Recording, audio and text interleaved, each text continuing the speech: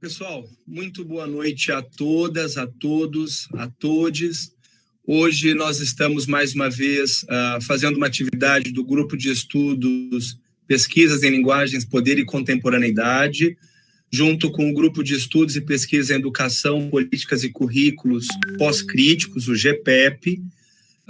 Temos também a parceria do Programa de Pós-Graduação em Relações Étnicas e Contemporaneidades, o PPG-REC, da UESB, também o PPGER, Programa de Pós-Graduação em Ensino e Relações Étnico-Raciais, da Universidade Federal do Sul da Bahia, o PPGEM, Programa de Pós-Graduação em Ensino da UESB de Vitória da Conquista, e também o Programa de Pós-Graduação em Linguagens e Representações da UESC, Universidade Estadual de Santa Cruz. Para esse momento todo especial, a gente tentou fazer um pool, uma colaboração muito forte de diversos colegas, parceiros, amigos, amigas, para podermos hoje, muito felizes, ouvir o professor doutor Ivan Trujillo, que vai conversar conosco sobre a temática A Desconstrução da Physis. O professor Ivan Trujillo é doutor em Filosofia pela Universidade de Paris 10, doutor em Filosofia pela Universidade do Chile, foi professor visitante na Universidade da Califórnia, trabalha com temas tais como a relação com o outro, o problema da filiação, a historicidade da literatura incondicional, a ficção da inscrição, a hostilidade da representação na estética hegeliana, o problema do nacionalismo filosófico e do racismo contemporâneo. Hoje, ouvindo o professor Ivan Trujillo, além das pessoas que nos acompanham aqui na plataforma do Meet, há uma série de pessoas também nos ouvindo no canal do Geopoc no YouTube, as quais podem escrever suas questões no chat apropriado e faremos em algum momento as que chegarem ao professor Ivan Trujillo. Bem, então, professor, estamos muito felizes de tê-lo conosco e gratos por dispensar para nós esse tempo, a generosidade em contribuir com os estudos, o avanço do pensamento, especialmente num momento de tanto ódio à ciência, de tanto ódio e aversão à problematização, né? Eu costumo dizer, aqui no Brasil, por exemplo, como é que nós saímos de Sócrates e Platão e chegamos na Terra plana, por exemplo. Como é que a gente conseguiu rebaixar tanto os saberes e os conhecimentos, né? As pessoas estão cada vez mais opinativas e pouco argumentativas. Queremos ouvi-lo, por favor, lhe passo a palavra, se for necessário falar algo mais acerca da apresentação, enfim, somos ouvidos. Por favor, professor. Muchas gracias, Alexandre. Bueno, muy encantado. Primera vez que yo me voy a dirigir a auditores y oyentes y a un diálogo con personas de Brasil. Tuve la posibilidad de viajar una vez y conocer gente en Foz de Iguazú, de modo tal de que mi conocimiento de Brasil es absolutamente ínfimo. Así que esta es una muy buena oportunidad sin duda para hacer un intercambio y ver más o menos qué hacemos con estos problemas que no son tan comunes y que Alexandre mismo ya ha señalado hoy día como problemas que pasan de alguna manera por revitalizar discusiones, diálogos y una cierta apoyo además incondicional al diálogo, la discusión y la razón hasta cierto punto también. Lo que voy a exponerles ahora es un trabajo en torno al pensamiento de Jacques Derrida, que probablemente algunos o bastantes de ustedes conocen. En este sentido, pido disculpas de antemano si es que resulto demasiado repetitivo para gente o a alguno de ustedes que conoce esto, pero me parecía a mí oportuno trabajar o discutir o atravesar un aspecto del pensamiento derridiano que es un aspecto en un cierto sentido bastante clásico, en la medida en que en la medida en que parte con una interrogación en torno a la cuestión de la physis, en torno a la cuestión de la naturaleza. Clásico digo, sobre todo porque el pensamiento, la discusión en torno a este problema se da a conocer en primer término en relación con una temprana discusión con el estructuralismo francés, en particular con Lévi-Strauss, de modo tal de que en una conferencia, en particular una conferencia del año 1966, Derrida dio a conocer una discusión en torno al estructuralismo en Baltimore, en la Universidad Johns Hopkins, en el año 1966. Esa conferencia fue recogida posteriormente, un año después, en el texto de Derrida que se llama La escritura de la diferencia, bajo el título La estructura, el signo y el juego de las ciencias humanas. Es bastante conocido precisamente porque, al menos en Estados Unidos, es reconocido como el momento que cae como un meteorito en la intelectualidad americana, en la universidad americana, cae como un meteorito lo que el llamado postestructuralismo, ¿no?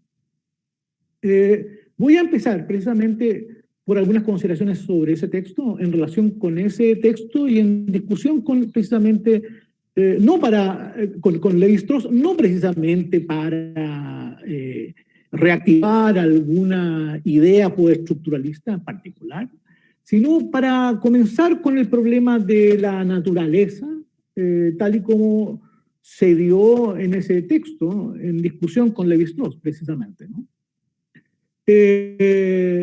No me voy a quedar ahí, sino que voy a profundizar el pensamiento de Derrida sobre la cuestión de la naturaleza hacia un trabajo que él tiene, que aparece con posterioridad en un texto que se llama en un texto que se llama Márgenes de la filosofía, que fue publicado en el año 1973, en francés, relacionado con Aristóteles, con el concepto de physis en Aristóteles en relación con la poética de Aristóteles, es decir, en el plano retórico. Es decir, voy a pasar del plano antropológico, de la discusión con el discurso antropológico, a la discusión con el discurso retórico o poético de Aristóteles. Eso, fíjense, va a implicar algo así como una cierta profundización en la tradición occidental del pensamiento de la naturaleza, en la medida en que Lévi-Strauss hunde sus raíces, las raíces de su pensamiento están situadas en una modernidad, en particular en el pensamiento de Rousseau, en el pensamiento moderno de Rousseau, cuando pasó al problema de la naturaleza o de la physis, en particular en griego, a Aristóteles. Entonces me ubico en el momento clásico del problema, de la filosofía clásica occidental, y luego profundizo o termino esta exposición con una profundización mayor hacia el mundo presocrático, por lo tanto de la Edad Moderna al mundo clásico y al mundo presocrático, en una discusión que tiene realidad con Martin Heidegger en textos de los años 80 e incluso en textos póstumos, por ejemplo en el Seminario La Bestia y el Soberano publicado en el año 2010. Es decir, entonces, por lo tanto, vamos a hacer una especie como de profundización de la problemática de la naturaleza en tres momentos del pensamiento derridano, y que se identifica también como con tres momentos o tres grandes textos o tres grandes problemáticas en la tradición occidental del pensamiento de la naturaleza. Pero comienzo de este otro modo. Voy a hacer una introducción, voy a ir muy pausado, muy lento y lo más claro posible.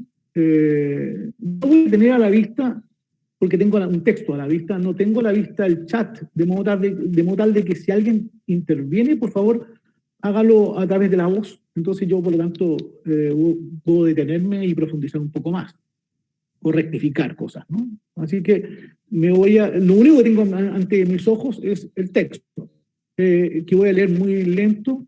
Texto que en principio era muy largo, pero que lo tuve que achicar o reducir para que la exposición sea menos extensa. Lo voy a hacer también por puntos, de manera tal de que sea lo más ordenada posible la exposición.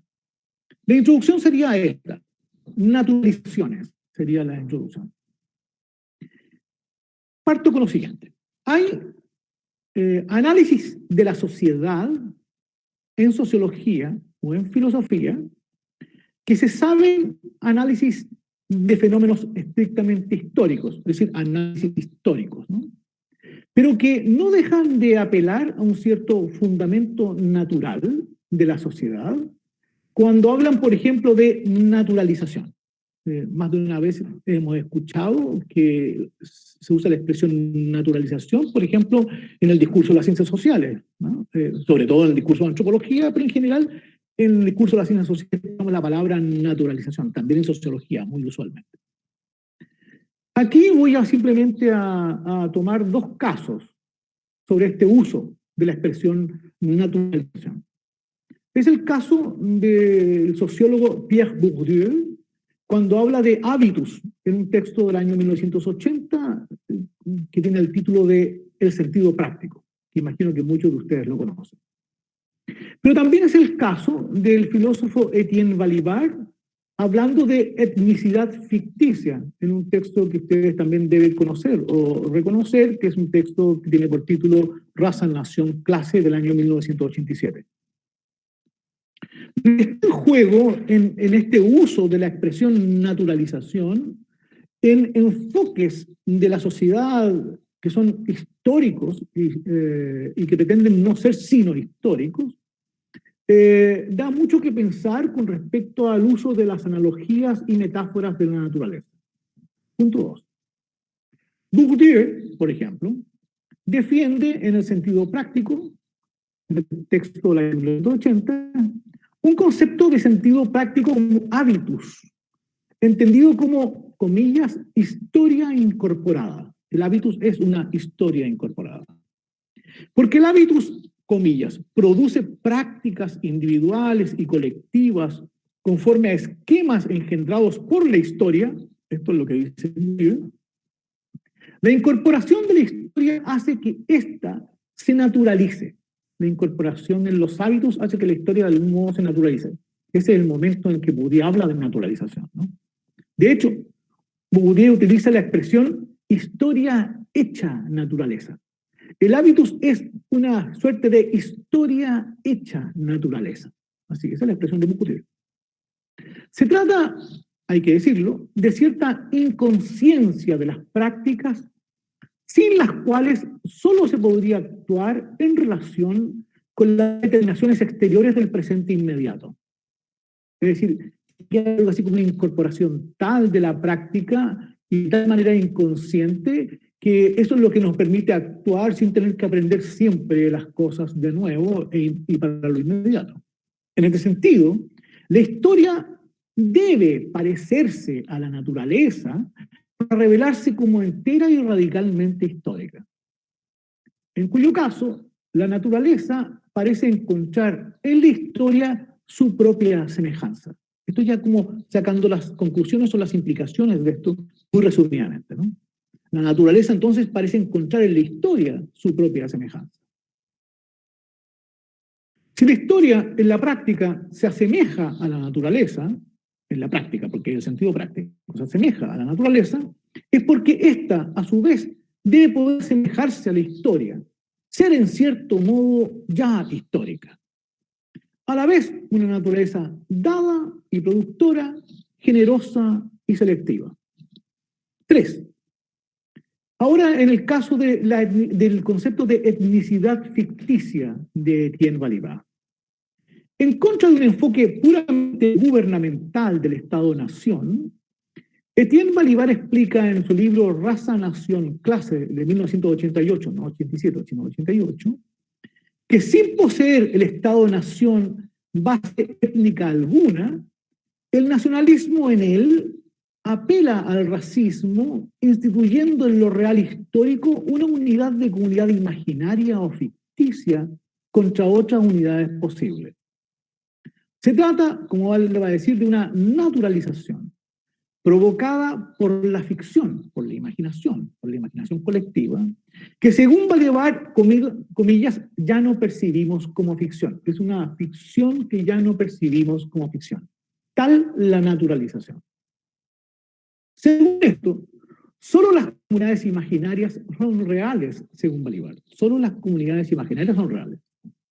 En sociedades en que el parentesco ha perdido progresivamente su rol de estructura social determinante, el pensamiento racista plantea la necesidad de crear afectos y evidencias comunes entre individuos, tal que los procesos de idealización de los que estos se sirven expresan formas imaginarias de parentesco y metaforización machista de la diferencia sexual, agresividad, sensualidad o bestialidad. Lo que también puede significar la descarga de violencia sobre grupos y una violencia que ya no se deja entender solo desde una lógica puramente racional o gubernamental del poder. Balibar incluso hablará de crueldad. 4.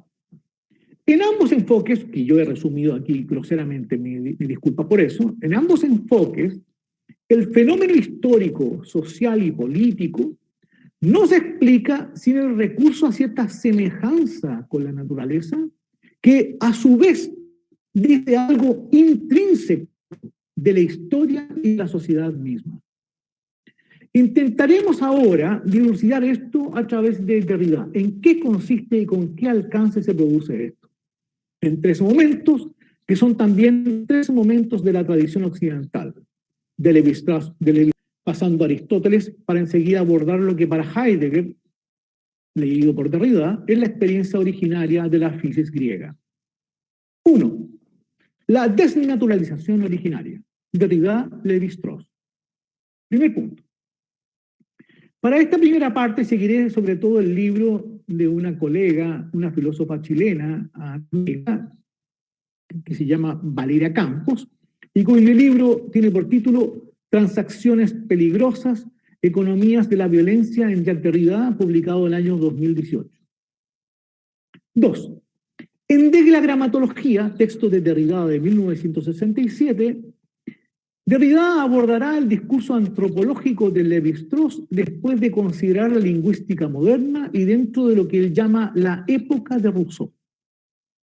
La relación de Lévi-Strauss con Rousseau se puede resumir en la separación y el problema del paso entre la naturaleza y la cultura, lo que genera, por lo mismo, un sentimiento en esta tradición que va de Rousseau a Lévi-Strauss, genera este paso de la naturaleza y la cultura, genera un sentimiento de pérdida del origen original y desde el cual se desarrolla un desprecio por la escritura como artificio técnico, peligroso y violento. Para Lévi-Strauss, esto observado por Derrida, la escritura como es lo que permite la emergencia del Estado y de la ley, y en este sentido es un signo de opresión. Es el elemento propio de las sociedades civilizadas que subvierten e invaden las relaciones naturales, originales, auténticas, no violentas, de las culturas, de las otras culturas no occidentales. El extranjero, entonces, para Lévi-Strauss, es el causante de la violencia al introducir la escritura. Es esto que Derrida observa en Lévi-Strauss y que examina en Lévi-Strauss, corresponde a la herencia autocrítica europea del siglo XVIII, en la que Lévi-Strauss desarrolla su crítica al etnocentrismo. Para Derrida, tal y como es expuesto en este trabajo del año 66, la estructura, el signo y el juego de las ciencias humanas, muestra a Lévi-Strauss como una autocrítica europea, ¿no? Como una autocrítica al dominio y a la explotación y la opresión europea de los pueblos de las culturas no occidentales o no europeas. 3. Pese a su crítica de la filosofía idealista de corte trascendental,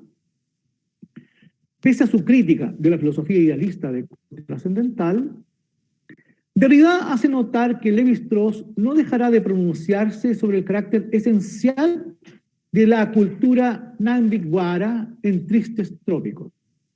Derrida está examinando en el trabajo de Lévi-Strauss titulado Tristes Trópicos, la visión que tiene Lévi-Strauss de la cultura Nambikuara, ¿no?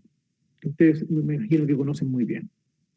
Pero ese análisis, Derrida repara en eso, ese análisis de la cultura ambigüedad, que en principio pretende ser empírico y muy empírico y por lo tanto científico, en verdad sigue siendo un análisis de esencia, es decir, un análisis en cierto modo filosófico. Es que no se trata simplemente del enfoque efectivo, perdón, del enfoque afectivo de la dulce inocencia de los miembros de este pueblo ambiguara, sino de un juicio de estructura de esencia, es decir, con pretensión de universalidad. Esto es de Derrida a la pretensión de Lévi-Strauss. Es el recurso, en definitiva, que consiste, tal y como en Rousseau y asimismo también en Husserl, en la filosofía de la conciencia del siglo XX, que encarna Husserl, ¿no? Edmund Husserl, la filología husserliana, digo, este recurso, en definitiva, consiste en apartar los hechos para ver surgir una estructura. Apartar los hechos para ver surgir una estructura no es otra cosa que de alguna manera deponer el análisis empírico para hacer aparecer o emerger una estructura sobre la base de la prescindencia de los elementos empíricos. Esto es una observación crítica de Derrida a Lévi-Strauss. Y es una observación crítica en la medida en que Lévi-Strauss procede más o menos del mismo modo como procede las filosofías occidentales que él mismo critica. Punto cuarto. Punto cuarto. Pero Lévi-Strauss, según Derrida, se va a encontrar con el mismo problema, o con el mismo tipo de problema con el cual se encuentra Rousseau y con el mismo tipo de problema con el cual se encuentra la filosofía de la conciencia, la filosofía contemporánea que el mismo Lévi-Strauss critica. Es decir, al separar lo empírico de lo no empírico, o lo empírico técnicamente de lo trascendental o de lo esencial, o lo empírico de la estructura, va a haber una complicación en ese intento. Es que lo que se pretende sea la relación dominada entre hecho y derecho, separando hecho y derecho, en esta tradición que va de Rousseau a Husserl, a Lévi-Strauss, está, por decirlo así, como complicado de base, de partida. En Rousseau mismo, Derrida analiza eso en su texto La Gramatología, la relación entre la naturaleza y la ley solo tiene sentido en el seno de una estructura suplementaria. ¿Esto qué significa? Significa que cuando Rousseau trata de defender la naturaleza de la ley, no puede sino intentar para esa defensa recurrir a algo como la cultura en la naturaleza. Es decir, no puede sino actuar sobre la base de una cierta contaminación entre lo que supuestamente es la naturaleza frente a lo que es la cultura. Una especie de contaminación de planos. Esa contaminación de planos entre naturaleza y cultura que se da en Rousseau marca el pensamiento rousseauiano. Y marca sobre todo, o esa marca sobre todo, se deja ver desde el punto de vista del pensamiento rousseauiano de la escritura. Cuestión que va a dejar una huella en el legado lévi-straussiano en el siglo XX. Derrida va a mostrar, en el caso de Rousseau, que el deseo de la presencia nace del abismo de la representación. Así, naturaleza y cultura estarán inscritas en una estructura suplementaria. ¿Qué significa esto? ¿O qué se quiere decir esto? Lo que quiere decir es que Derrida va a examinar o analizar el intento rousseauiano de separación de la naturaleza de la cultura, el intento rousseauiano de separar la naturaleza de la cultura, se va a encontrar con el hecho de la dificultad que tiene en dicha separación. Y que ese intento, ese mismo intento, depende precisamente de mantener una presencia incólume, indemne y viva, que es la presencia natural, frente a la intervención de la cultura. Pero ya vamos a mostrar de que precisamente este deseo de preservar la naturaleza se da precisamente sobre la base de la dificultad o la imposibilidad de dicho intento. Eso, que es la dificultad de dicho intento, tiene el nombre de estructura suplementaria. 5. En Rousseau, la naturaleza está amenazada por una estructura suplementaria. Y esto desde que una catástrofe que marca el paso de la naturaleza a la cultura, en los textos de Rousseau aparece la descripción de este paso de la naturaleza a la cultura, digo, y esto desde que una catástrofe que marca el paso de la naturaleza a la cultura, es lo mismo que marca la separación de la naturaleza en la naturaleza. Es decir, en vez de ser un paso simplemente de un punto a otro, donde los elementos son externos, en realidad es un paso que se da en el plano mismo de la naturaleza. Luego, por lo tanto, se da una especie como de complicación al interior del paso mismo. Ahora bien, para Derrida, Rousseau no dejaría de entender esta catástrofe que hace pasar de la naturaleza a la cultura, no lo dejaría de entender sino como una catástrofe exterior que interviene sobre el interior, como una catástrofe exterior que interviene sobre la naturaleza, que la corrompe y la convierte en sociedad.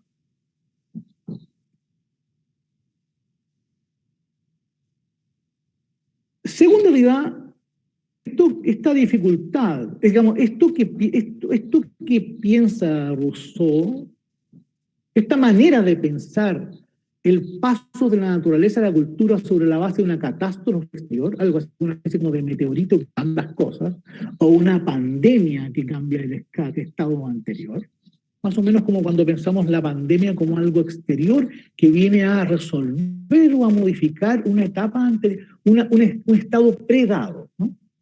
Eso es lo que se llama una catástrofe, por ejemplo, como la pandemia hoy día, ¿no?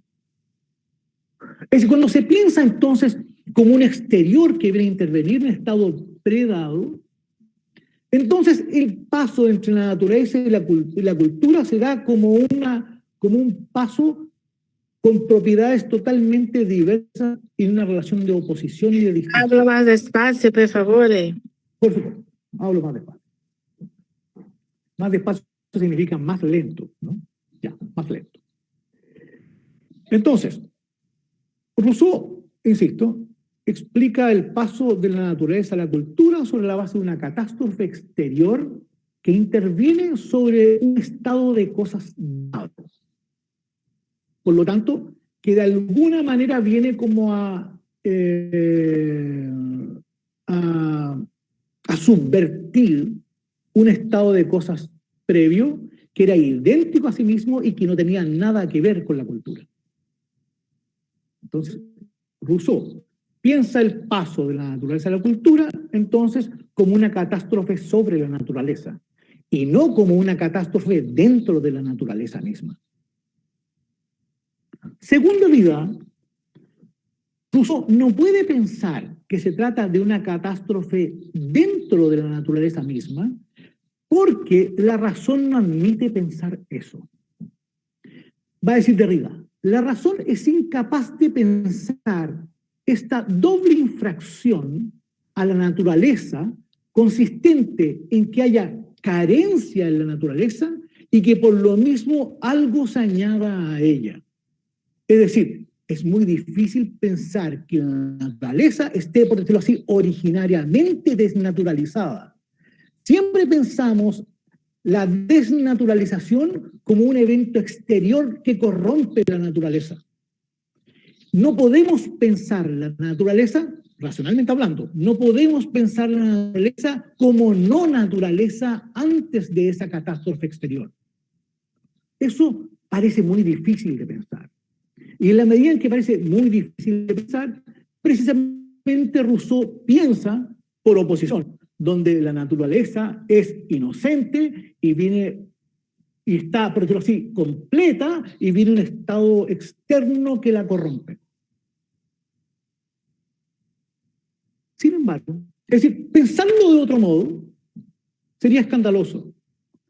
¿Qué significa pensarlo de otro modo? Pensar una naturaleza que no es en verdad naturaleza antes de la catástrofe exterior. Sería algo así como escandaloso. Este problema, el problema de lo escandaloso de este pensamiento, que está incluso ha dejado una huella en el pensamiento de Lévi-Strauss. Punto 6. Es el problema en Lévi-Strauss de la prohibición del incesto.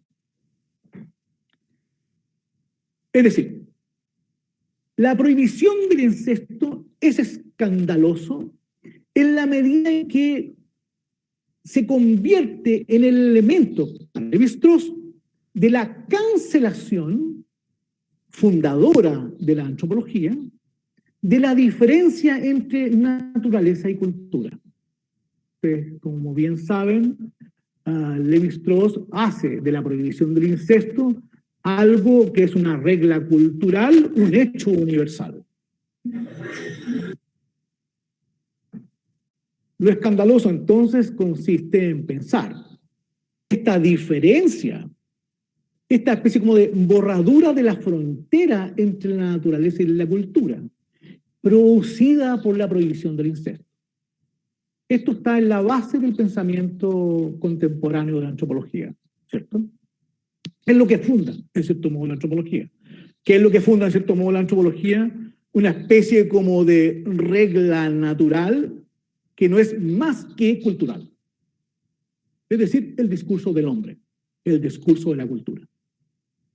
Entonces, pensar esto de alguna manera que borra la diferencia entre naturaleza y cultura a partir de la problemática de la prohibición del incesto es pensar en cierto modo algo que sucede de forma escandalosa, porque es pensar que no hay nunca una pura naturaleza indemne, sino que ya es cultural.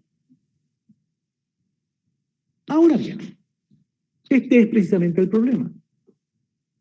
Resulta escandaloso esto si sigue contando con la diferencia por oposición, si se sigue contando con la diferencia por oposición entre naturaleza y cultura. Dicho de otra manera, solo es escandaloso la borradura de la frontera entre la naturaleza y la cultura si seguimos pensando de que naturaleza y cultura tienen que ser distintas. Solo por eso es escandaloso. Sin embargo, lo que ha pensado Lévi-Strauss no es escandaloso en la misma medida en que ya no hay oposición entre naturaleza y cultura. No obstante eso, Lévi-Strauss lo llama algo escandaloso. Porque aunque haya planteado la borradura de la frontera entre la naturaleza y la cultura, sigue dando a pensar o sigue pensando esa borradura desde el momento anterior, es decir, desde la diferencia entre ambas, desde la diferencia por oposición entre ambas. ¿Qué significa esto? ¿Cuál es la consecuencia de esto? Hay que entender claro, y esto es muy importante, porque de realidad se ubica en cierto modo del lado de Lévi-Strauss en un punto, y se ubica en el lado precisamente en que Lévi-Strauss ha pensado la borradura de la diferencia entre naturaleza y cultura con la problemática de la prohibición del incesto. Y sin embargo sigue pensando dicha problemática sobre la base de la oposición entre naturaleza y cultura. Y ese es el problema. Ese es el problema de fondo. ¿Qué significa esto? Que cuando se sigue pensando la diferencia entre naturaleza y cultura bajo el concepto de escándalo, se sigue pensando la intervención sobre la naturaleza, sobre algo inocente, de algo que viene de afuera. Y no se piensa en la violencia interior que produce esto. Violencia interior que guarda un exterior. Es decir, es una especie como de exterior interno que es la que produce la sociedad y que ya no es ni la naturaleza ni la cultura. Entonces, Lévi-Strauss no parece capaz de pensar esa violencia que origina la sociedad y que es anterior a la oposición entre naturaleza y cultura. Los invito a leer, a propósito de este problema, de la gramatología, el capítulo La guerra de los nombres propios. Segundo punto. Celo y generosidad de la fisis. Derrida, Aristóteles. Cambio. Me voy a la filosofía clásica. Me voy al texto de la poética de Aristóteles analizado por Derrida. 1. Aristóteles entiende la fisis, la fisis es la naturaleza, ¿no? Es la palabra griega que significa naturaleza. Aristóteles entiende la fisis como producción y reproducción. La fisis, como génesis, es un encaminarse a la fisis, a su cumplimiento. Así, el ser natural, así, el hombre, es a la vez productor, por ejemplo, el padre, un padre es productor, y el fin es la producción, es decir, un hijo. Naturalmente. Producción como reproducción. El hombre, entonces, engendra al hombre. En la naturaleza no hay entonces más que reproducciones, en este sentido. Ahora bien, Aristóteles concibe que la mímesis, fíjense, el concepto de mímesis, en la poética de Aristóteles, como producción, es propia del hombre y lo es en la medida en que está ligada a la fisis, a la naturaleza. 2.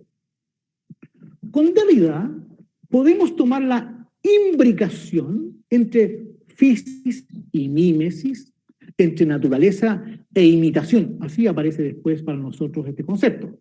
La diferencia entre imitación y naturaleza. Imitación de la naturaleza. Uno distinto de otro, pero complementario. La mímesis es imitación de la naturaleza. Con Derrida podemos tomar la imbricación entre fisis y mímesis como señal de que nunca ha habido fisis o naturaleza sin una cierta desnaturalización, o que una cierta desnaturalización pertenece a su movimiento natural. Si esto parece implicar que todo propósito desnaturalizador no se da sin haber puesto en obra una producción, una poiesis de la naturaleza, eso es una poiesis de la naturaleza, una producción poética de la naturaleza, entonces, cuando no se reconoce esta producción de la naturaleza, se separa o se opone lisa y llanamente naturaleza y producción. Ahí tenemos otra oposición, naturaleza y producción.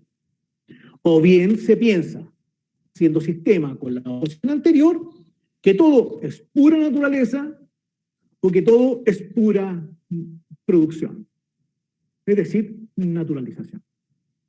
O que todo es pura naturaleza o que todo es pura producción o naturalización. Es el caso de Bourdieu y Balibar con el cual comencé. 3. Según Derrida, en la tradición, la mímesis siempre ha estado ordenada, referida y subordinada al valor de la verdad, como referencia y preferencia. Aristóteles, en su libro Poética, habría fijado para la tradición del arte, para la tradición occidental del arte, la esencia y la ley de lo poético. No solo ha reconocido el valor de la mímesis, sino que ha distinguido buenas y malas mímesis, buenas y malas imitaciones, y ha prescrito imitar las buenas imitaciones y no imitar las malas imitaciones. Eso en el campo del arte. La historia del arte está plagado de esa escolaridad de origen aristotélico. Pero también Aristóteles no habría dejado de pensar cierto ser pasado de lo poético, una cierta relación de lo poético con su pasado. ¿De qué estoy hablando? La poética, como discurso sobre las obras de arte, ¿no? Como discurso sobre la obra producida, es también una reflexión especular sobre el pasado, sobre lo que ya ha sido hecho. La teoría de la mímesis es entonces una teoría de la repetición. Esto es muy importante. Siempre cuando hay una mímesis hay algo así como una imitación de algo. Por lo tanto, es una repetición de eso anterior. La teoría de la mímesis es una teoría de la repetición. Pero eso también significa que si la mímesis es una repetición de algo que ya sucedió, entonces es una repetición de eso que ya pasó. Es decir, de eso ya pasado.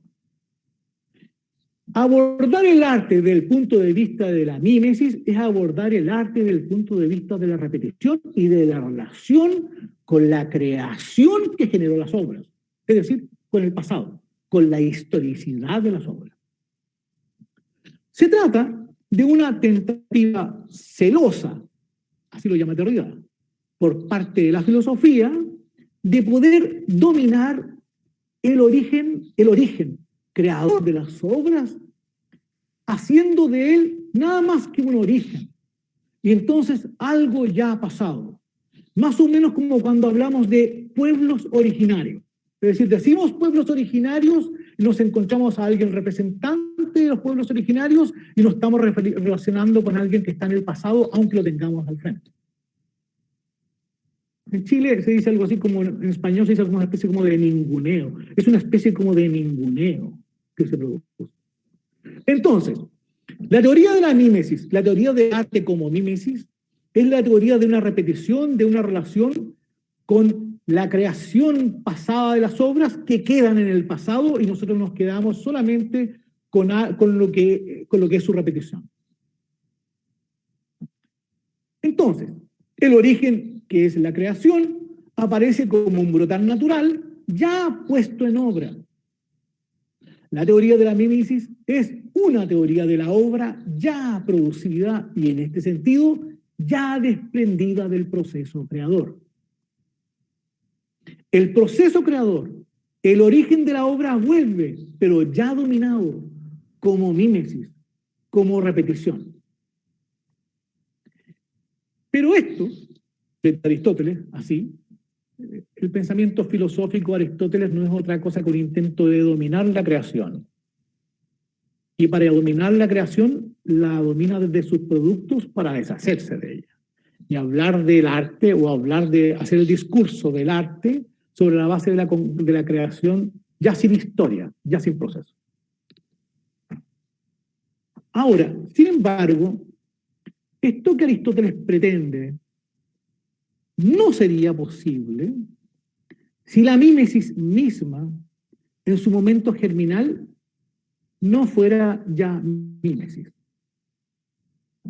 Es decir, esto que dice Aristóteles solo es posible si la mímesis misma, si la fisis misma, en el momento de la creación misma, es ya mímesis. 4. ¿Qué significa esto? En su preferencia, el movimiento celoso en el que se oculta, la fisis se refiere a sí misma. La naturaleza se refiere a sí misma. La naturaleza se busca a sí misma en la mímesis. La naturaleza se produce a sí misma en la mímesis. La naturaleza se deja ver a sí misma en la mímesis. En ese sentido, la fisis, para aparecer, se hace obra. Entonces, ella vuelve sobre sí misma haciendo su obra. Es una especie como de espejo de sí misma. En este sentido, la fisis siempre se reproduce y se reproduce, se vuelve a producir. La fisis que ya está siempre se produce, es decir, se reproduce. La mímesis, así, en primer lugar, es una posibilidad propia de la fisis y no es distinta de las posibilidades de la fisis, sino que la fisis misma se encuentra a sí misma en la mímesis, como mímesis. Así se produce a sí misma, así se reproduce. Pero también eso quiere decir que en su movimiento natural, la fisis, en su movimiento natural, reproduciéndose, repitiéndose, relacionándose consigo misma como pasado, la fisis se olvida en cierto modo de sí misma, se desnaturaliza. Al movimiento propio de la fisis, de aparecerse a sí misma produciendo y reproduciéndose, ella porque se mimetiza, se vuelve hacia el pasado, se relaciona con su pasado y en ese sentido se desnaturaliza. Al movimiento natural de la fisis pertenece una cierta desnaturalización, un cierto olvido de sí. Ese olvido de sí es la reproducción de sí. Más o menos como un padre que se reproduce a través de un hijo. Él se reproduce, pero ya no es él el que se reproduce. Es decir, se reproduce él, pero ese que es el mismo ya no es el mismo, sino otro.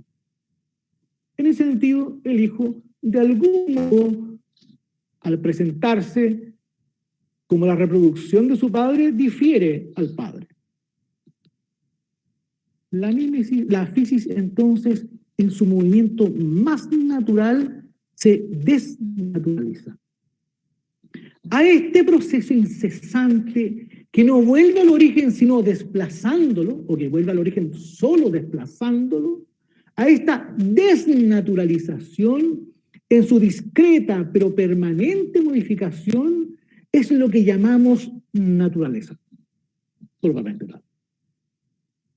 En ese sentido, toda tentativa de desnaturalizar la fisis, que la tratara como una simple naturalización, como una construcción, como una producción puramente humana, equivaldría a una tentativa de dominar el discreto pero ineluctable movimiento desnaturalizador de la fisis.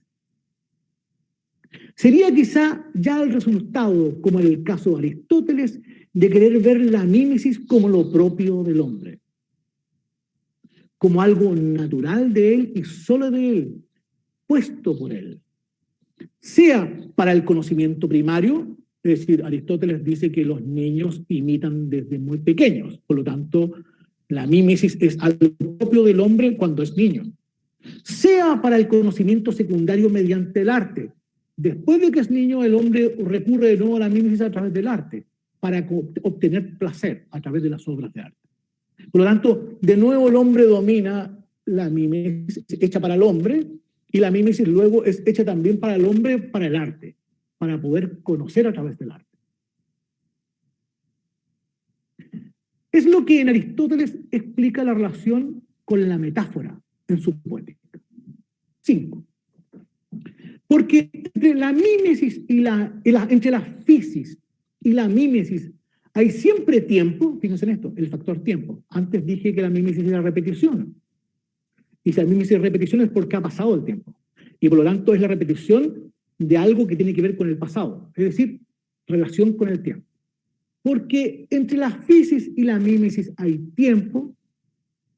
La mímesis procura placer a condición de dar a ver en acto lo que sin embargo no se da en acto, sino solo en su doble parecido.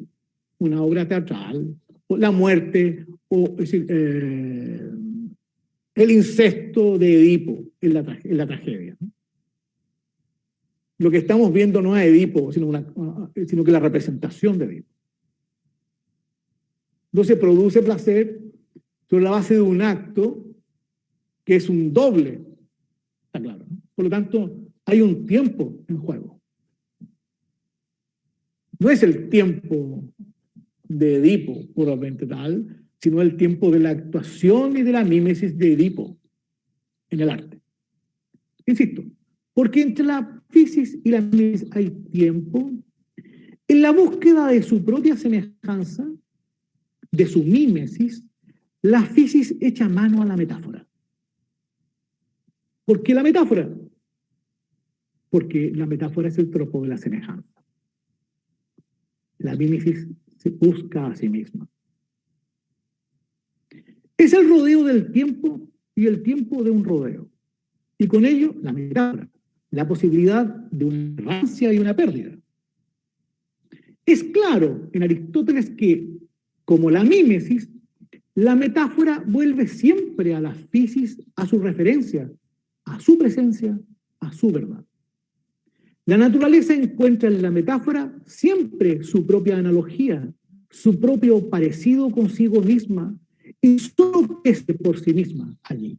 Se da, por decirlo así, naturalmente allí. Es por eso, de otro lado, que el poder metafórico es un don natural. Solo algunos hacen buenas metáforas, solo algunos son artistas, ¿no? Por un don. Pero por lo mismo, porque los dones naturales no son dados a todos, sino a unos más que a otros, tal que se tiene o no se tiene este don natural, generoso y genial de la naturaleza,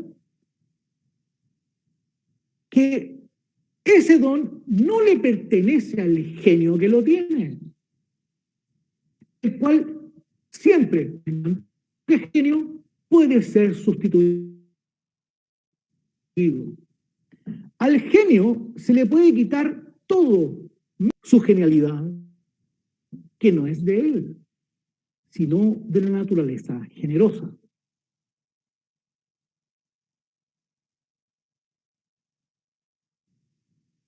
Que no se deja apropiar, no es sino el producto generoso del celo de la fisis.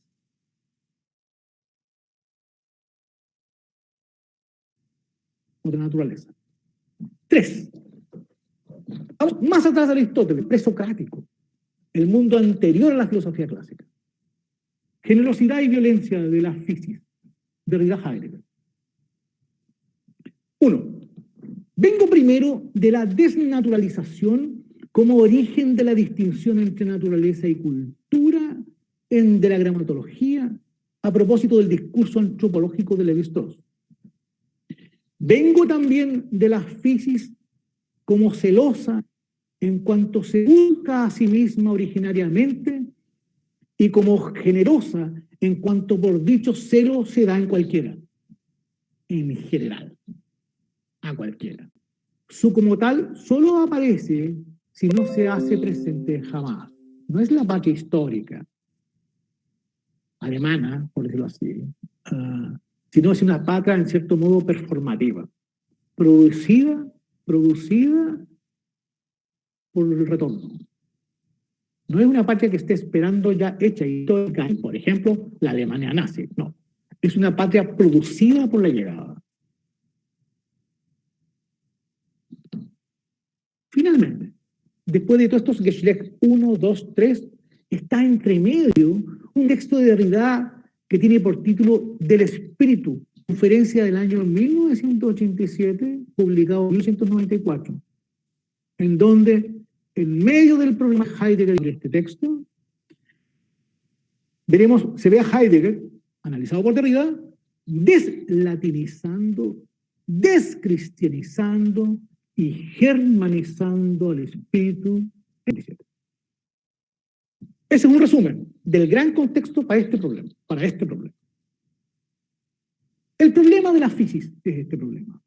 Este problema se plantea en el curso de un discurso sobre la escucha de la voz del amigo que el Dasein, que el ente como comprensor del ser, porta consigo, en alemán, bei sich.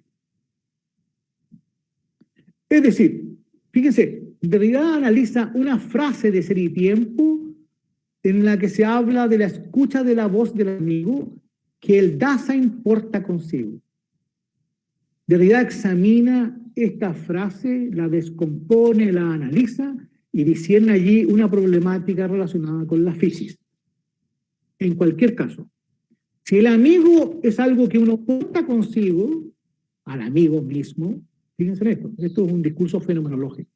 Si uno porta consigo al amigo, no la idea del amigo, no la representación del amigo, sino al amigo mismo, que por supuesto no es el amigo en carne y hueso, sino el amigo mismo.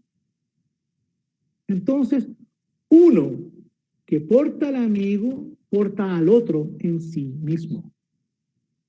Por lo tanto, el bei sich, el consigo, es la señal de una hospitalidad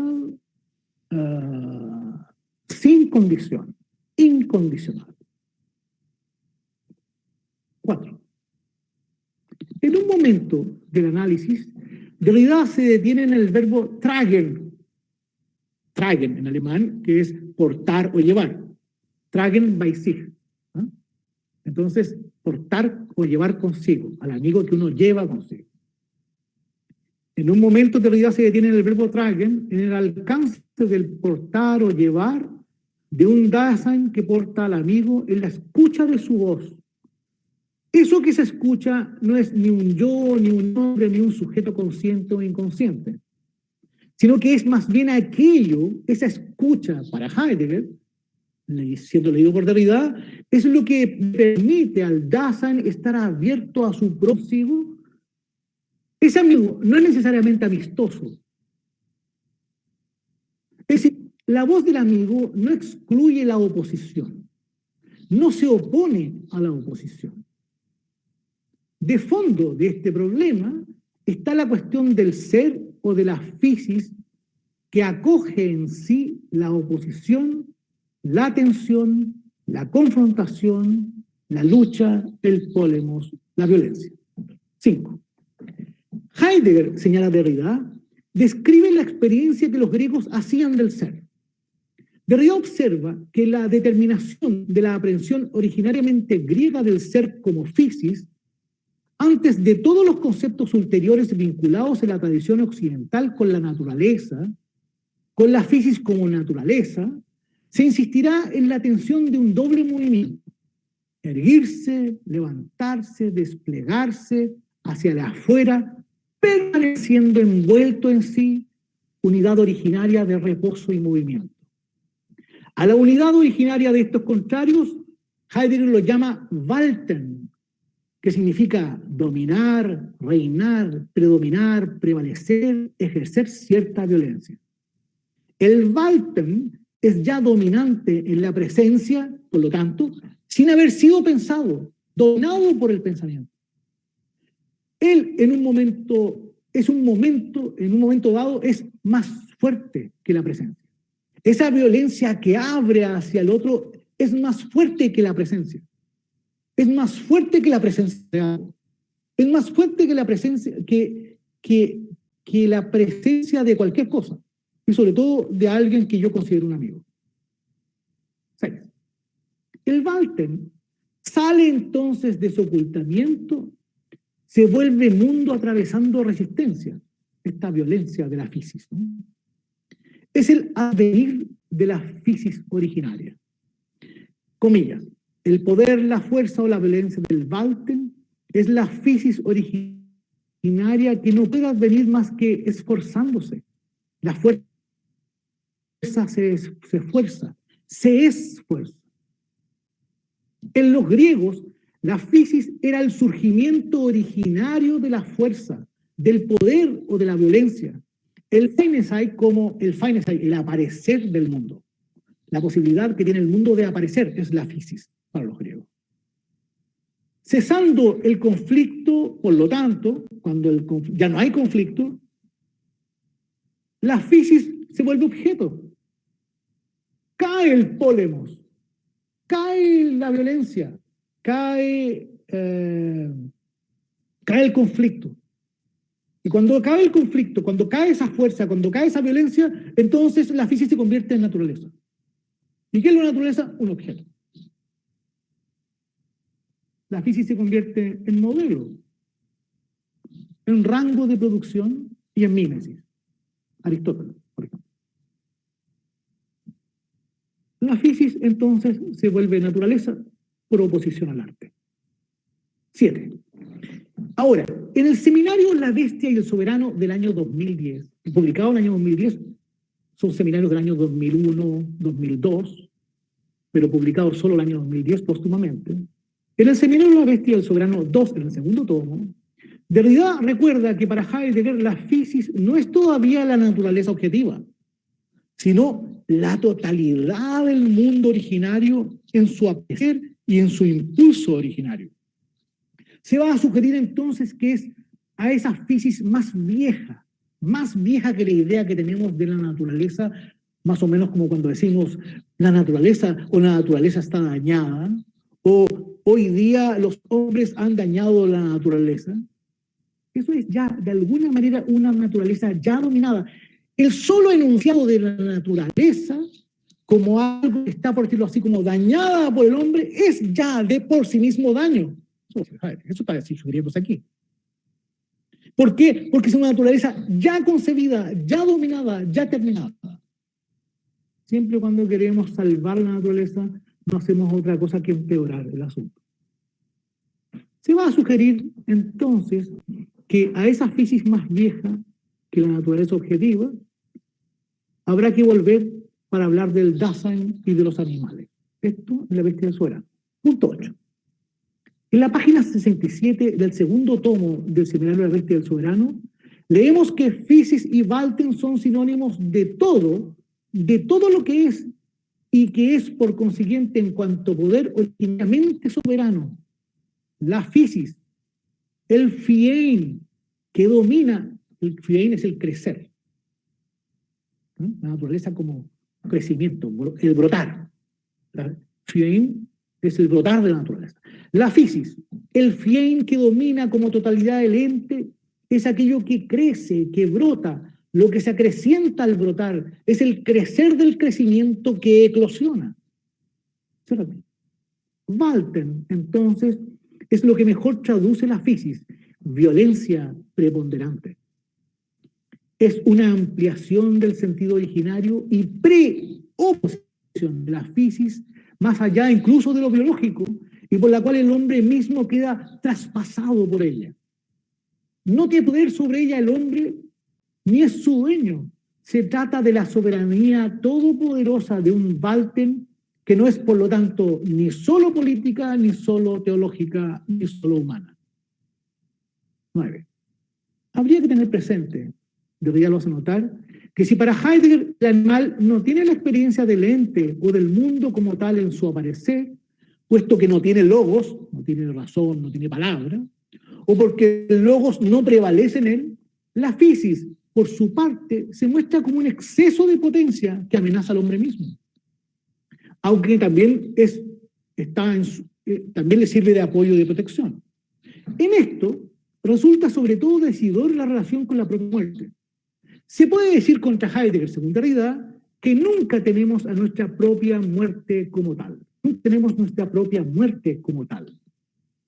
Lo que nos situaría en el rango del animal, puesto que para Heidegger el animal no muere. Porque no tiene una relación con su muerte como tal. Derrida recuerda a Freud aquí. Eso que dice Freud en una entrevista. En nuestro inconsciente, cada uno de nosotros está convencido de su inmortalidad. 10. Finalmente, termino con esto. El como tal. Todo es la cuestión del como tal, ¿no? ¿Qué es la muerte como tal? Derrida observa que el aparecer del ente como tal, experiencia que según Heidegger el animal no tiene, refiere a la diferencia ontológica, a la diferencia entre ser y ente, la cual no es nada, porque es una extraña no diferencia. La diferencia entre ser y ente, que no es nada, sino que es una especie como de extraña no diferencia, es algo que Derrida aborda en la primera parte de la gramatología de la 67. Recomiendo que puedan verlo en su oportunidad. Hay una diferencia entre el ser y el ente para Heidegger. Esa diferencia entre el ser y el ente es una diferencia entre los entes, cualquier cosa que nosotros entendemos como un ser particular, y el ente en general, con el cual jamás podemos relacionarnos. Dicho de otra manera, solamente nos relacionamos con el ser en general a partir de los entes particulares. Luego, la diferencia entre los entes particulares y el ser es una diferencia que no existe, que es casi una nada, porque no tenemos más que relación con los entes. Se trata de una diferencia radicalmente alterante en lo mismo. Esto es, la sobrevenida de una alteridad absoluta en el interior de lo mismo. Algo así como la sobrevenida de algo totalmente extraño que es el ser en general en el ser en particular con el cual nos relacionamos siempre. Por lo mismo, todo está por decidirse en esta diferencia con la cual difícilmente podemos tratar.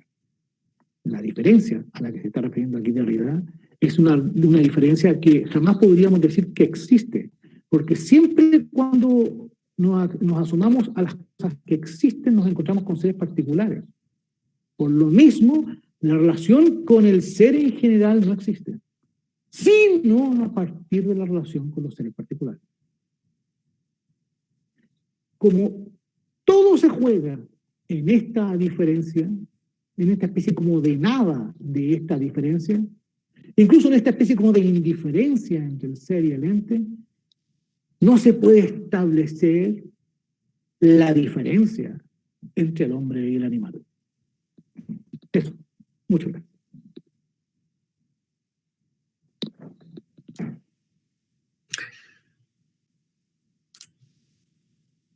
Bem, professor Trujillo, agradecemos muito sua exposição, sua fala.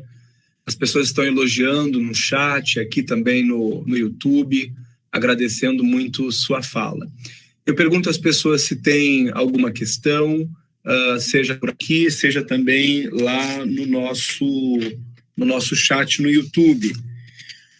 Professor, eu vou, à medida em que as pessoas, de repente, vão pensando em coisas para colocarem aqui para elas, vou tentando pensar com o senhor alguma coisa que me toca. Eu gostaria de ouvi-lo um pouquinho, de repente. O Derrida tem um livro cujo título é O Animal que Logo Sou, foi traduzido dessa forma aqui no Brasil, e me parece que é essa discussão que o senhor faz aí no final, né? Porque todo esse pensamento, desde Rousseau, o senhor foi pensando Rousseau, Lévi-Strauss, o pensamento aristotélico, o pensamento pré-socrático a partir de Heidegger. Parece que essa base de pensamento é um pensamento binário, é um pensamento lógico-causal, um pensamento que não acolhe a aporia, que não acolhe essa hospitalidade incondicional, essa hospitalidade infinita que o Derrida nos convoca.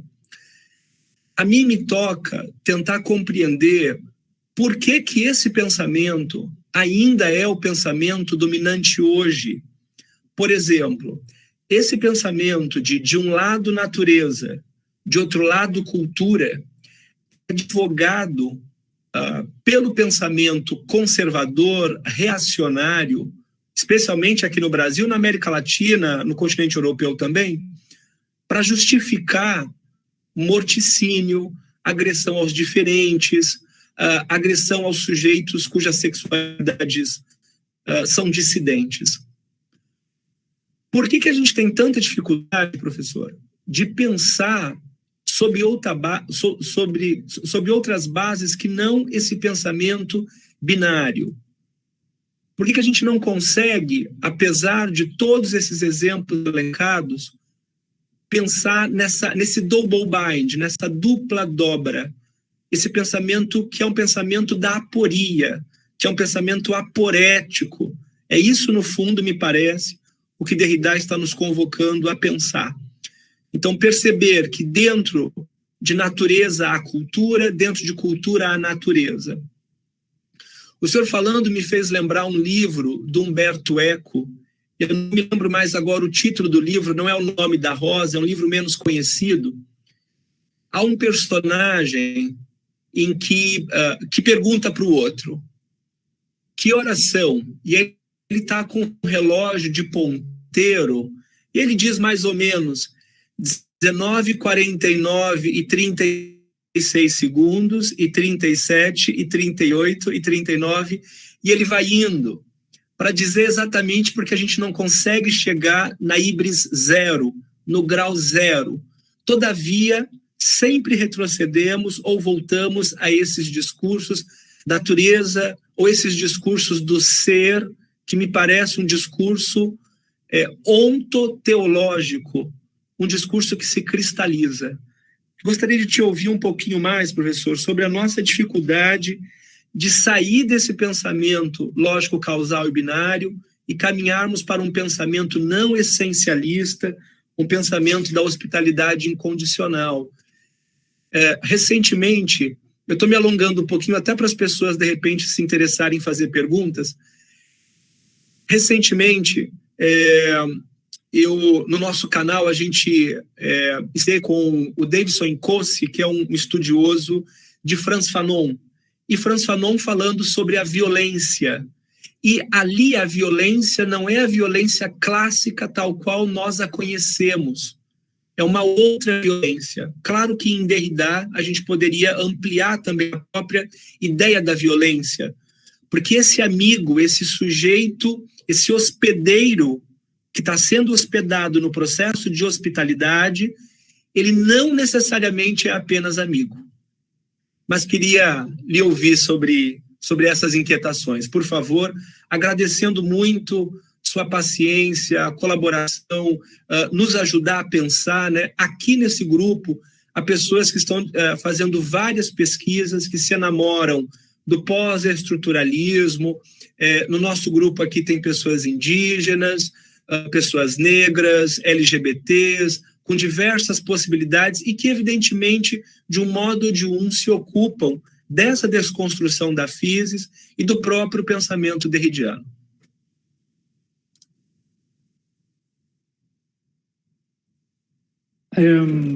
Bueno, gracias, Alexander, por la pregunta. Esta pregunta que tú has planteado me ayuda a aclarar un aspecto que, a mi entender, a mi modo de ver, es decisivo en la recepción del pensamiento de Derrida. Digo a mi entender porque hay otras maneras de recibir a Derrida, pero yo creo que la dificultad que tú planteas, esto es, la dificultad de poder asumir o enfrentar un pensamiento no binario,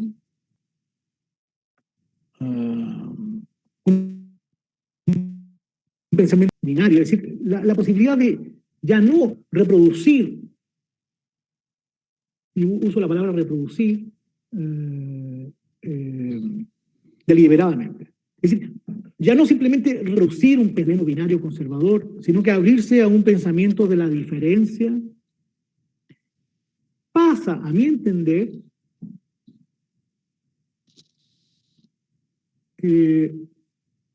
por no esencializar el pensamiento de la diferencia. Esto que estoy diciendo, lo voy a decir con toda, voy a ser lo más explícito posible. Si uno, tomo exactamente la expresión que utilizaste tú, el esencialismo, ¿no? Si uno cree que el esencialismo es una cosa determinada, por decirlo así, incluso una cosa objetiva, no es otra cosa que el positivismo del discurso, la positivización del discurso. La naturalización del discurso es una positivización.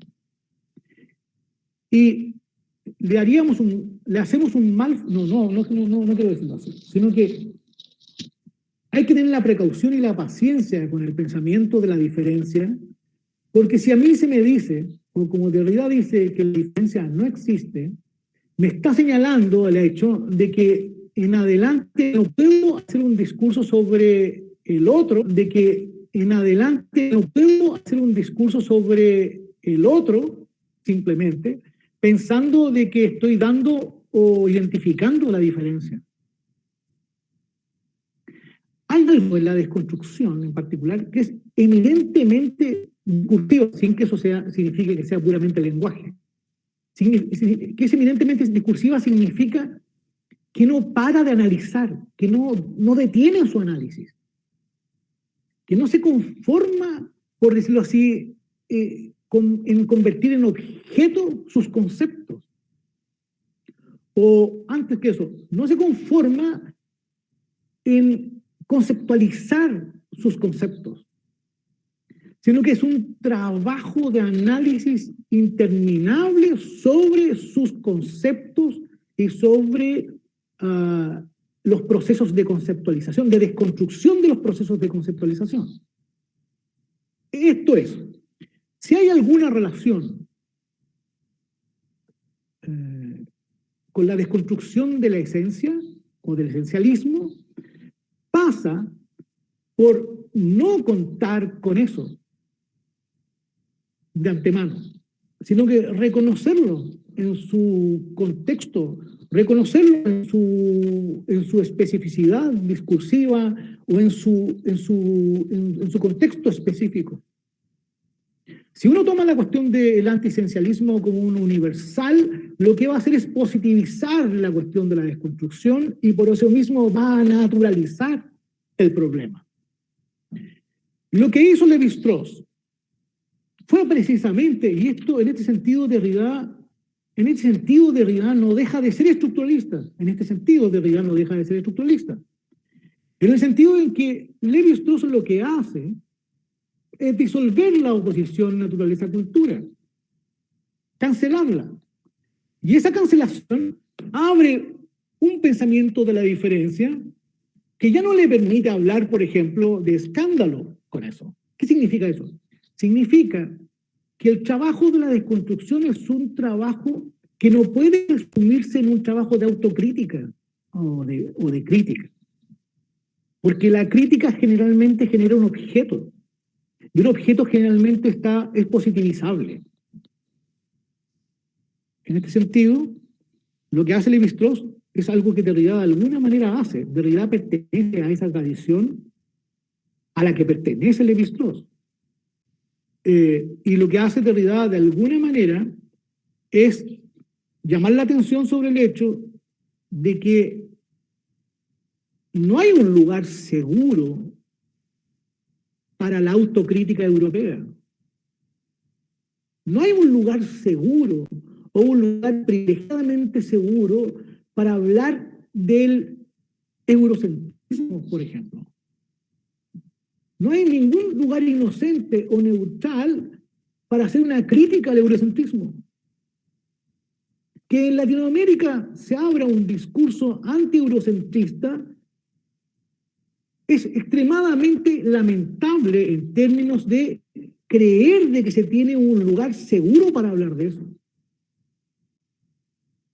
Entonces, lo que quiero decir por lo mismo, entonces, es que hay que tener un sumo cuidado con la cuestión del antiesencialismo y con la cuestión de la construcción y con la cuestión de la diferencia, en la misma medida en que fácilmente, por una tradición no de años, sino que de siglos, uno positiviza o naturaliza eso de nuevo. Esa sería mi respuesta en principio. Bom, o professor Marcos Lopes tem questionamento. Professor, vou pedir que o senhor abra o microfone, a câmera e nos ajude a pensar, por favor. Obrigado, viu, professor, pela fala. Minha pergunta, ela tem um pouco de relação com o que a Alexandre colocou, né? E, assim, ultimamente eu tenho alguns trabalhos que eu estou orientando, inclusive meus textos também, né? A gente tem se incomodado muito com essa naturalização, né, dos assassinatos de alguns grupos minoritários do nosso país, né? Especialmente a comunidade negra, né? Os jovens negros, né, as mulheres negras. Inclusive, semana passada eu acompanhei os dados de 2018, aliás, e houve um aumento, né, no assassinato das mulheres negras em relação às mulheres brancas, que diminuiu, né? O mesmo aconteceu com a comunidade LGBTI+, né? E quem é mais atingido nesse grupo são as travestis e mulheres trans. E eu percebo que a forma como a sociedade encara, né, esses assassinatos, me parece que seria uma forma mesmo de você limpar, né, de você castigar aquelas pessoas que estariam indo contra a natureza, né? eu acho que o Brasil, não sei se o senhor concorda, né? Mas nós, em virtude do processo, né, de colonização, nós temos um entendimento ainda de que a natureza foi criada por Deus, né? Deus criou a natureza. Isso é muito forte no Brasil, né? E a partir do momento que eu me assumo, por exemplo, como travesti, como trans, como gay, como lésbica, né? Eu estaria indo contra a natureza que parte do pressuposto que seria heterossexual, né? E aí, quando eu faço isso, e cisnormativa, quando eu faço isso, eu estaria, então, indo contra Deus. Então, esses assassinatos, muitas vezes, são justificativas para dizer, tá vendo, você foi contra Deus, o seu fim foi esse. Inclusive, nós tivemos 2 casos aqui, né, na cidade de Jequié, um no ano passado e outro nesse ano, de 2 travestis que foram mortas, né? Uma foi, inclusive, assassinada com requinte de crueldade, né? Abandonado seu corpo assim na BR e ficou dias dentro de um saco plástico, né? E outro caso aconteceu no presídio aqui de Jequié, né? E não são coincidência, né? Essa travesti que foi assassinada no presídio era uma travesti negra, não por acaso, né? Mas por toda a trajetória de colonização do Brasil. Então, eu queria que você pudesse ajudar a gente a pensar um pouco sobre isso, né? Como que a gente consegue desnaturalizar esse processo que muitas vezes, né, de alguma forma, justifica a violência contra nós, como foi, inclusive, a questão do HIV, da AIDS, né, que foi muito construída como sendo a peste gay, que, portanto, né, ela estaria vindo para limpar, né, o mundo dos gays, especialmente dos gays, né? E por isso, então, que a AIDS tinha chegado até nós, inclusive, né, utilizando esse argumento para dizer que estavam também, entre aspas, contaminando a população heterossexual, né? E até eu tenho visto algumas vezes da própria relação com a Covid, né? Uma leitura, assim, muito complicada, né? Que essas mortes pela Covid seriam mortes para limpar, né, o planeta, uma perspectiva mesmo de que todo mundo vai morrer algum dia. Enfim, nós sabemos que, na maioria das vezes, quem é mais atingido, né, são os grupos que, de alguma forma, né, já foram excluídos socialmente, né? Aquele, como a Butler fala, né, são mortes que não têm direito ao luto. Então, eu queria ouvir um pouquinho o senhor sobre isso, e se também esse pensamento, né, cristão, que é muito forte ainda no nosso país, de alguma forma fortalece esse processo de alguma forma, né, aprovar, né, ou permitir esses processos de violência. É isso, obrigado. Professor, se o senhor permitir, eu gostaria de já enredar mais uma questão. Pode ser? Gostaria já de fazer mais uma questão, tudo bem? Que é a seguinte: em algum momento da sua fala, o senhor estava dizendo que Lévi-Strauss vê a introdução da escrita, da escritura, em comunidades indígenas, por exemplo, como um processo de violência. Eu queria lhe pedir para que o senhor comentasse um pouco mais sobre esse assunto, porque a gente tem indígenas aqui na sala e especialmente estudando a revitalização da língua e a utilização da escrita como processo de resistência. Porque, se por um lado, o professor Marcos traz muito bem todo esse processo de assassínio, de agressão, de genocídio, ou talvez até de estado suicidário, para pensar em polvilho. Por outro lado, parece que a gente está vivendo um momento de que as políticas identitárias também estão cada vez mais fortes. Então, os sujeitos demarcando o seu lugar e tentando lutar a partir dos seus interesses, a partir do que a gente poderia chamar, talvez, de lugar de fala. Por favor, professor.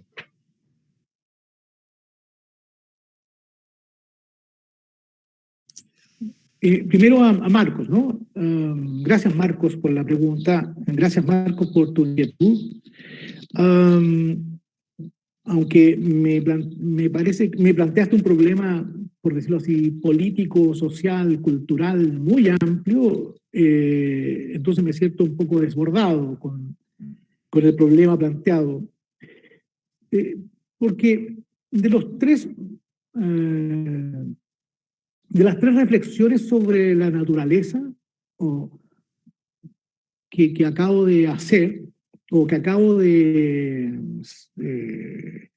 exponer, tres reflexiones de Derrida sobre la naturaleza, sobre la desnaturalización, en tres momentos, ¿no? En el fondo.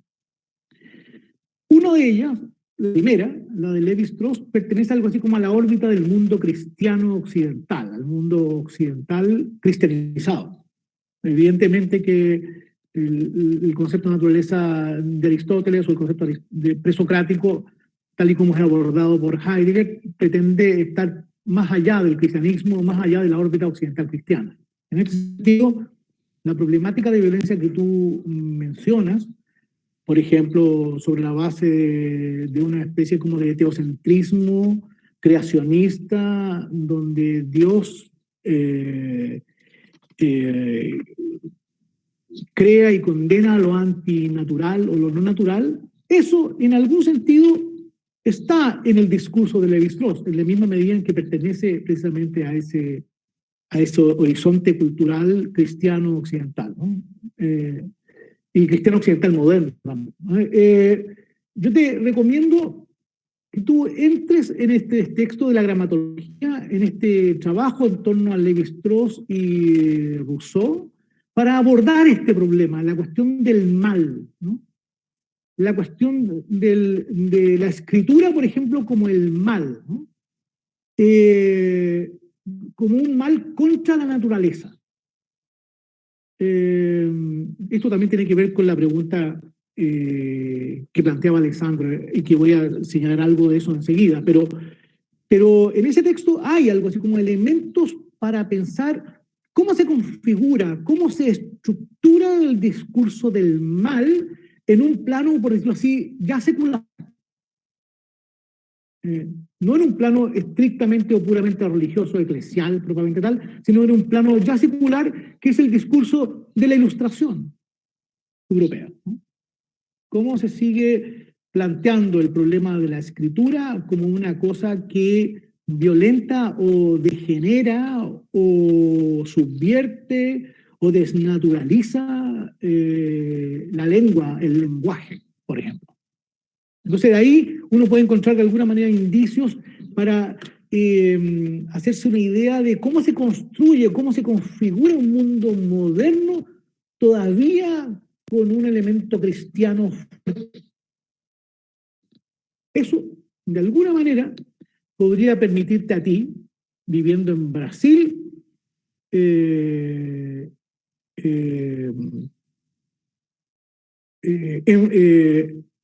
configurar, dar cuenta de la relación que tú tienes con ese mundo cristiano que hace del mundo gay un mundo degenerado o un mundo pervertido. Eso es importante señalarlo. Eso es importante señalarlo porque tú eres un ilustrado. Entonces, tú siendo un ilustrado, un universitario y perteneciendo a un mundo, entre comillas, de la razón y de lo universal y el mundo de la ciencia, tienes que confrontarte con un mundo tal vez evangélico, cristiano, reaccionario, conservador, que tiene ahí los elementos discursivos del cristianismo luchando no solo contigo, sino que con la modernidad en general. No con la posmodernidad exactamente, sino que con la modernidad en general. Eso como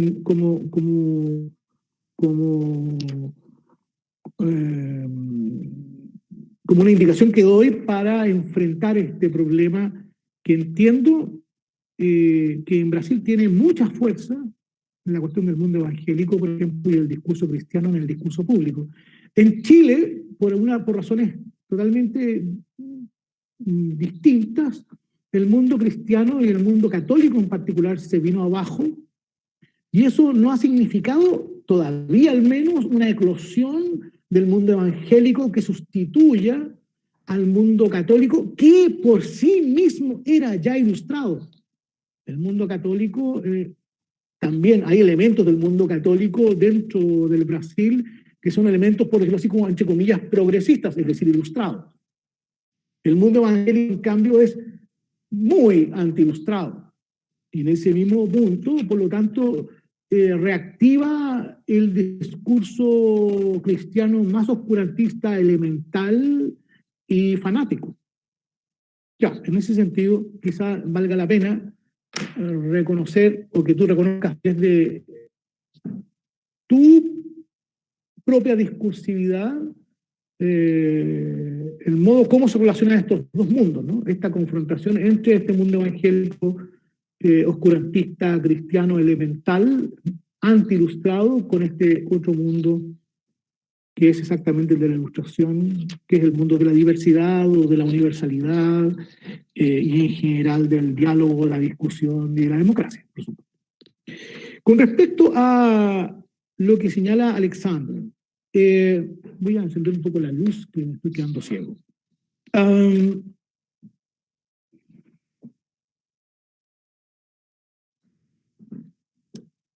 A propósito de la relación de Lévi-Strauss con los Nambitwara, eso está en un libro de Lévi-Strauss que se llama Tristes Trópicos, y particularmente en este texto hay algo así como unas anécdotas contadas por Lévi-Strauss de su relación y su vida con los Nambitwara.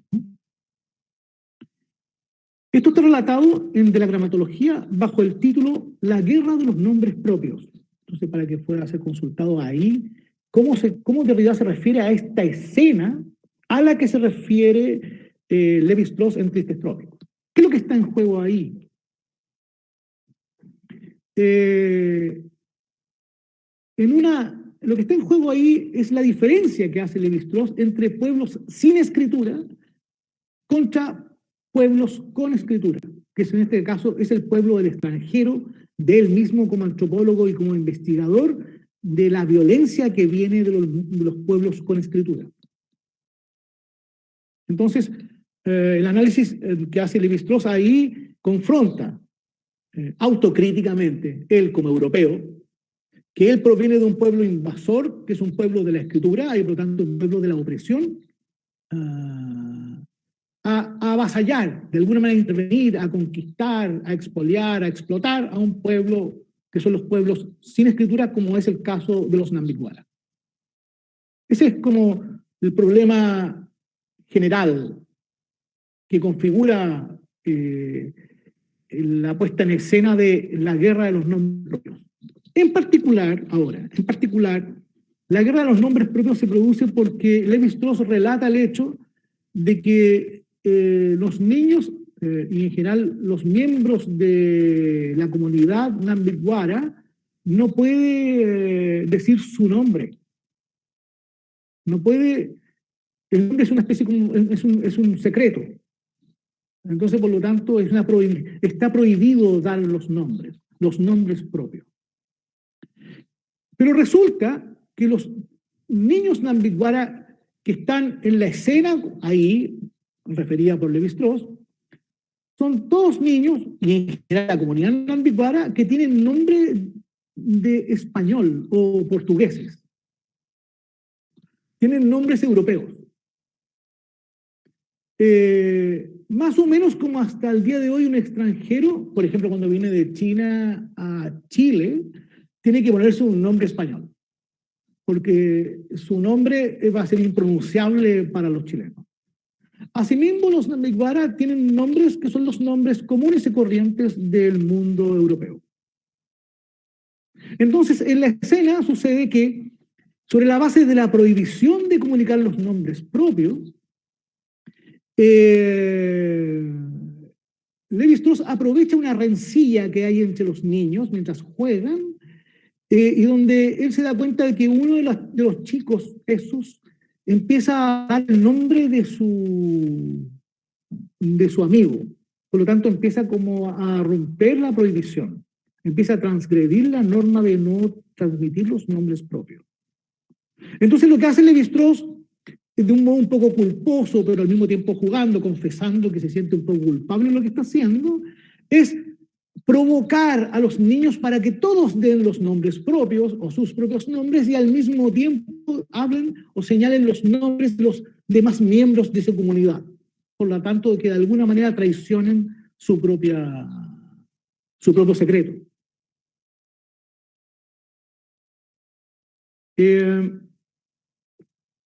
Esto le da ocasión a Derrida para reflexionar, no para reflexionar, sino que esto le da ocasión a Derrida para plantear el problema del texto de la gramatología, que es el problema de que los nombres propios no tienen lugar jamás como nombres propios, porque los nombres propios siempre están, por decirlo así, fuera de la propiedad. Es decir, están todos circulando en la lengua. Por lo tanto, ahora, es una primera cuestión en general. Todos los nombres que yo tengo, yo me llamo de determinada manera. Si yo me llamo Iván, por ejemplo, hay muchos que se llaman Iván como yo. Entonces, por lo tanto, cuando yo me llamo Iván y yo digo yo me llamo Iván, estoy atribuyéndome algo que en general pertenece a cualquiera. Por eso yo me llamo Iván. Y acostumbrado a llamarme Iván, soy Iván. Y me presento como Iván. Y me llaman Iván. Y en un lugar, evidentemente, donde hay más de un Iván, siempre se van a producir equívocos.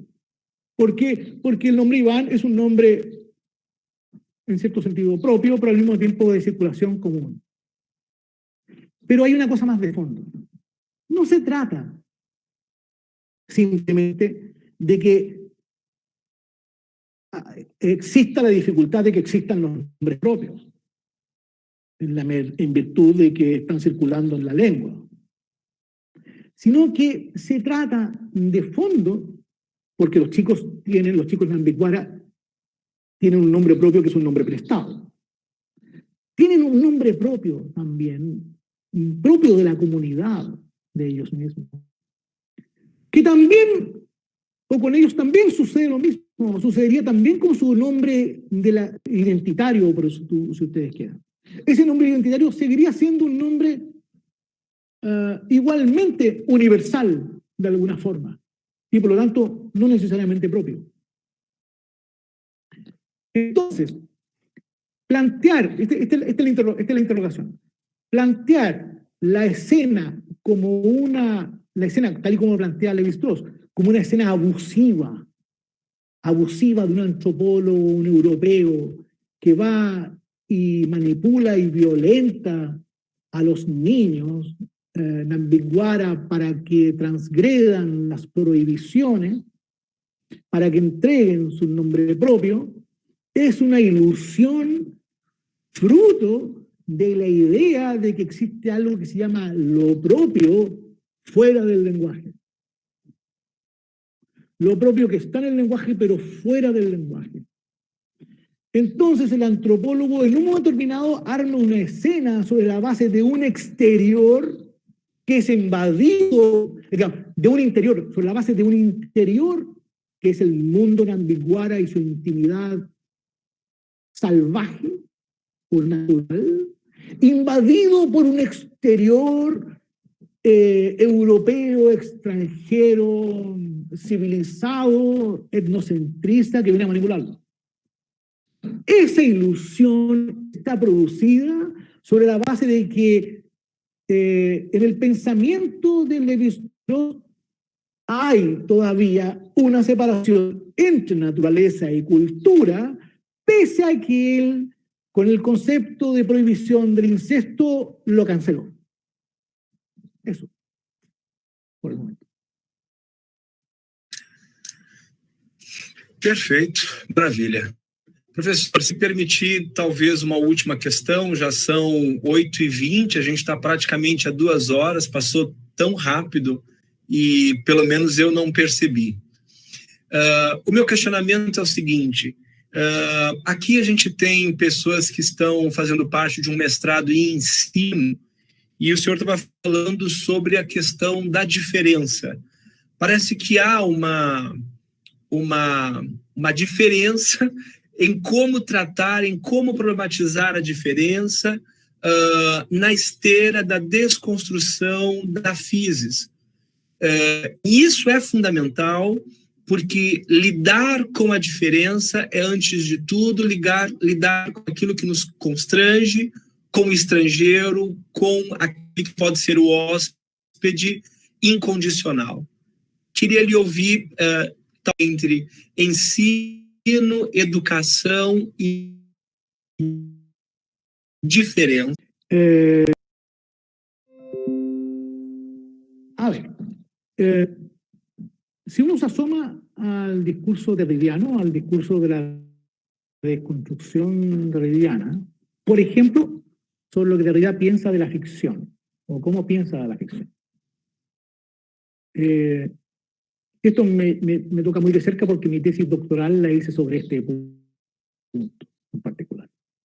Y tengo, aún no ha sido publicado, porque no tiene ninguna base étnica natural. Al menos los Estados-naciones europeos han sido así, no tienen una base natural. O lo que se llama algo así como una base natural.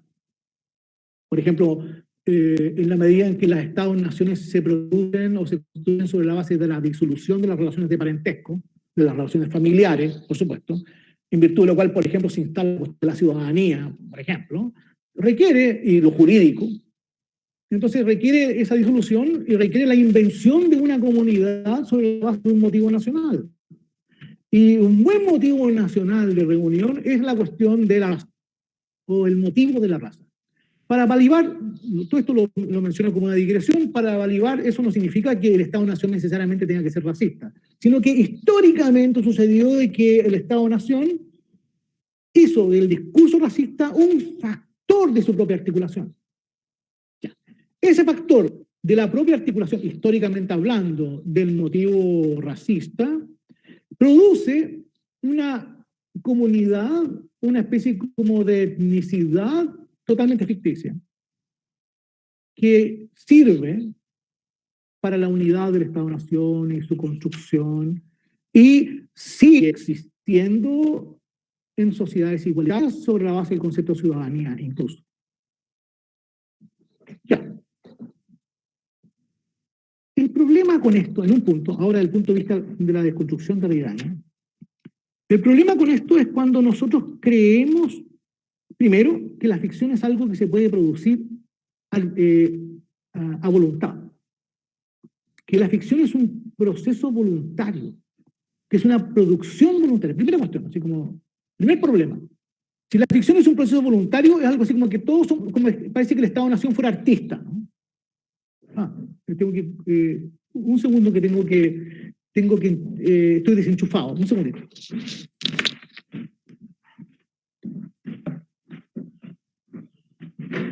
Ahí sí. Entonces, claro, decía, entonces concebimos algo así como al Estado-Nación y al nacionalismo como una especie como de artista. Un artista que produce algo así como sus productos ficticios. Una especie como de su obra literaria. Cuando pensamos así la ficción, entonces controlamos el concepto de ficción. Contamos con él. Entonces, por lo tanto, vamos a repetir y reproducir todo el elenco occidental de la tradición que señala y que domina la cuestión de la ficción, filosóficamente hablando. Es decir, que domina la cuestión de la ficción como una cuestión circunscrita a un determinado proceso y sobre todo voluntario. Es decir, cuando pensamos la ficción como pura producción, no vamos sino a reproducir el esquema occidental poético de la ficción, como mímesis, que es lo que Derrida desconstruye en relación con Aristóteles. Otra cosa es que la ficción no tenga un campo y no sea, por decirlo así, dominable. ¿Cómo pensar una ficción no dominable, una ficción no circunscribible, una ficción sin oposición a la realidad, y por lo tanto, y no puramente voluntaria, es todo el problema planteado por la desconstrucción y su reflexión en torno a la literatura, como algo que no se restringe simplemente al canon de la literatura o a los textos literarios. En realidad hay un pensamiento de la ficción, por ejemplo, de la ficción literaria, precisamente en tanto que no se restringe al campo de la literatura. Y por eso mismo no es controlable, circunscribible, situable y dominable en un determinado campo. Por lo tanto, lo que hay que hacer es empezar a explorar en qué consiste una ficción no dominante. Primera cuestión. Segundo, con respecto a la cuestión de la diferencia. Bien, está implicado. Por ejemplo, en este ejemplo está implicado. Si empezamos a dominar lo que es la ficción, entonces vamos a ponerlo a realidad, o lo vamos a oponer a discurso serio, a realidad cuando somos algo así como positivistas, a discurso serio como Platón, por ejemplo. Es decir, el juego al discurso serio. Los sofistas a la dialéctica. Por ejemplo. Entonces, por lo tanto, vamos a producir una diferencia por oposición, luego del binario. Es necesario pensar, detenerse y reconocer todos los instrumentos que Derrida se da para pensar la cuestión de la diferencia. Y voy a poner un ejemplo que es uno de los ejemplos, por decirlo así, que debo reiterar 1000 veces porque es uno de los aspectos, diría yo algo así como más delicados que ha marcado la historia de la deconstrucción y de la recepción de la deconstrucción derridiana. Sobre todo, no exclusivamente, pero sobre todo en Estados Unidos. Que es de qué manera utiliza Derrida la fenomenología trascendental husserliana para pensar la diferencia. Dicho de otra manera, de estos recursos que tiene para pensar la diferencia, pregunta, ¿en qué consiste el recurso a la fenomenología husserliana que Derrida hace en forma sistemática en su trabajo? Un ejemplo. En la primera parte de la gramatología, particularmente el signo de Ferdinand de Saussure, Derrida de repente habla de la corrección husserliana de la noción de imagen psíquica en Saussure. Esto es, la corrección husserliana significa la desnaturalización del signo saussuriano. ¿Por qué razón la fenomenología, y la fenomenología tal y como incluso la utiliza Derrida, es un instrumento de desnaturalización? Cuando uno empieza a reconocer eso, empieza a darse cuenta de varias cosas. Primera, de que Derrida no prescinde de la fenomenología husserliana tal y como se cree o se ha creído por mucho tiempo que sucede. Siempre cuando se comienza con Derrida, cuando hacen una antología de Derrida, se comienza con un texto que se llama La voz y el fenómeno, donde desconstruye a Husserl. Por lo tanto, siempre que uno recibe a Derrida, lo recibe despidiéndose de la fenomenología. Eso marcó la recepción americana, por ejemplo. ¿Y saben lo que significa despedirse de la fenomenología a la hora de hacer el pensamiento derridiano? Significa abrir una frontera con Europa. Significa algo así como denunciar el eurocentrismo. ¿Y saben cómo eso se hace en Estados Unidos? Muy fácilmente, con nacionalismo americano, que tiene siempre, o ha tenido siempre, al menos, digamos, sobre todo a partir de la Segunda Guerra, pero siempre desde el comienzo del siglo XX, una disputa geocultural, geopolítico-cultural con Europa. Por lo tanto, el discurso derridiano perfectamente se empieza a modular, el discurso derridiano perfectamente se empieza a modular con una especie como de clave nacionalista anti-europea, por definición.